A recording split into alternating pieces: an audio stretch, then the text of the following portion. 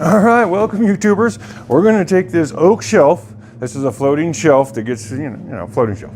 And it's already been sealed. It's been lacquered up, a full coat of lacquer, sanded at 320 and a red scratch pad at 220. Let's get it stained up.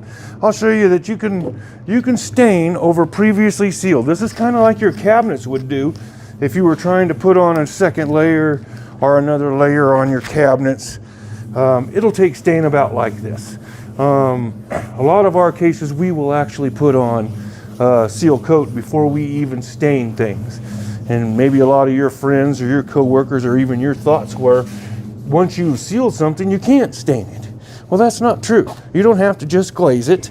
Glazing is an option if you want it heavy coated, a thicker bodied stain, if you would.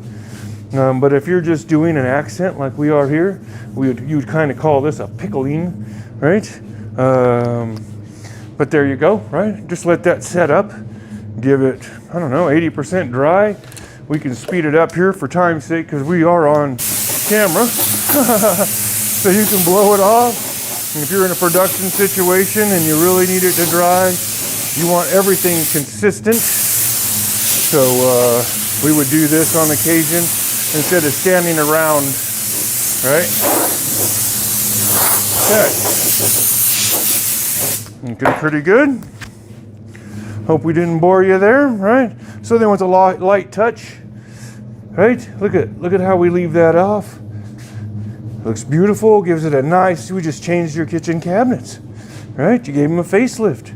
Now you could do this same process with any color stain. Your wood could be a little lighter, a little darker, maybe it's alder, it doesn't matter. The wood choice doesn't matter. The accent of how much it will leave, if I left this on a bit longer, I might achieve more, but I am matching all these up and I have a purpose in mind. So this is a sample we're already doing. Just thought I would share it in with you. Well, that's how you would stain yours.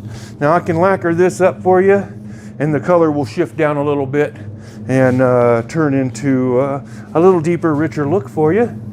And you'll see that in the process here. I'll try to speed that up. Well, you do the same thing on the back, right? See the different tone, right? Look what we just did. Bang, that's simple, right? Nothing to it. Okay, don't make things too complicated. Yeah, this is how professionals do it. You know how I know? I'll never let you guess.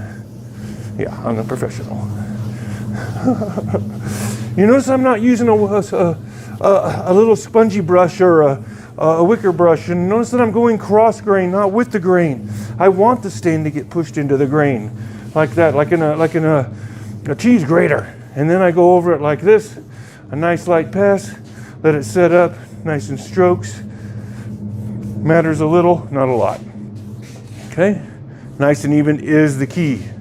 Light touch, thin coat. Stand back, let it dry. All right, you know the rest, right?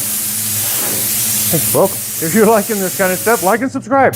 Tell it to a friend. Maybe somebody else will learn it. You go, hey, look, I can transform your kitchen. We could add a black glaze and it would accent like this. Maybe you want to go blue. How fun is that, right? Good enough. Good enough. Now this isn't your Minwax type stains. This isn't an oil-based stain. This is a BAC stain from Sherwin-Williams, but there's a lot of them like it.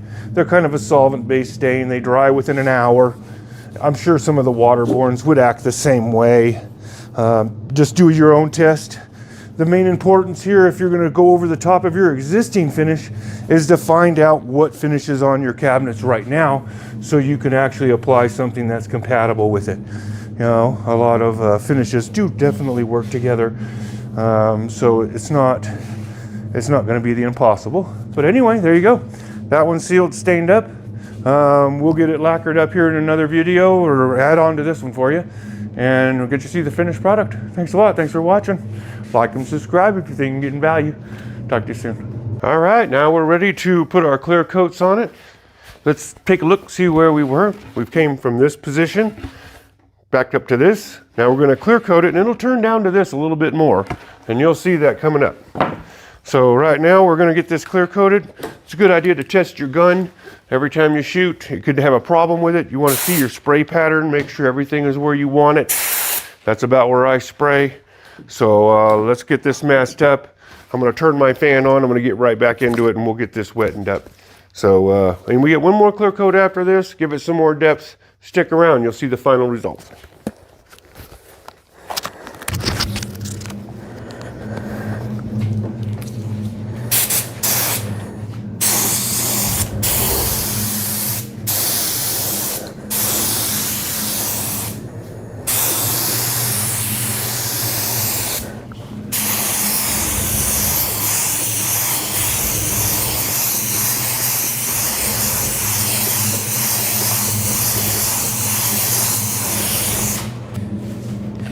All right, we have the final coat on the top of this shelf here.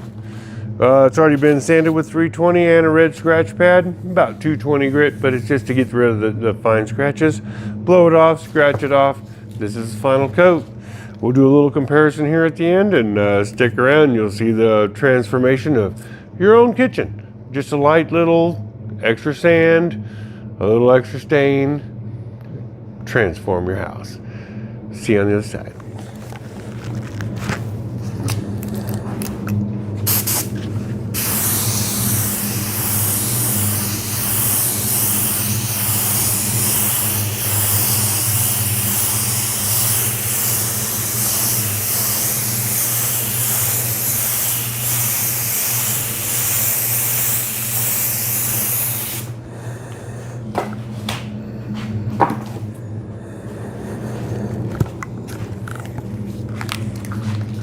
Look at that. Isn't that a beauty?